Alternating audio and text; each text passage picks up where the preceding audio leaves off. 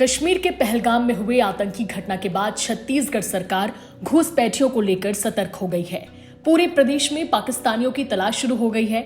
इसी कड़ी में रविवार की सुबह दुर्ग पुलिस की 3 अलग अलग टीम ने एएसपी के नेतृत्व में छापेमारी की।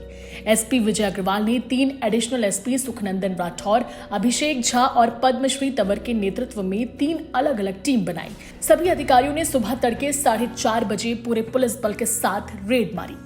एएसपी अभिषेक झा ने दुर्ग में मोहन नगर थाना इलाके के उर्ला क्षेत्र स्थित बॉम्बे आवास में छापेमारी की। एएसपी सिटी सुखनंदन राठौर ने भिलाई 3 थाना इलाके के हथखोज इलाके में ये कार्रवाई की। वहीं एएसपी पद्मश्री तंवर ने सुपेला थाना क्षेत्र के सुपेला मस्जिद के पीछे वाले हिस्से में छापेमारी की। ये सभी रेड मुख्य रूप से मुस्लिम बाहुल्य स्लम इलाके में की गई है। पुलिस को आशंका है कि यहाँ कई मुस्लिम लोगों के सगे संबंधी पाकिस्तान में रहते हैं, इसीलिए वो लोग यहाँ रहते हुए मिल सकते हैं। पुलिस ने जब बॉम्बे आवास में छापेमारी की तो इस दौरान 4 फरार वारंटी मिले, जिन्हें हिरासत में लिया गया।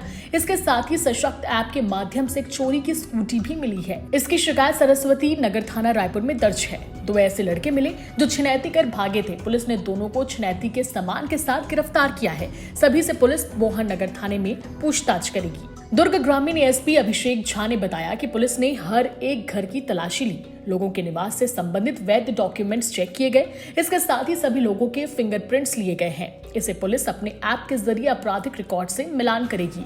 छापेमारी के वक्त भारी संख्या में पुलिस बल तैनात रहा। Bureau report, CG Bhaskar.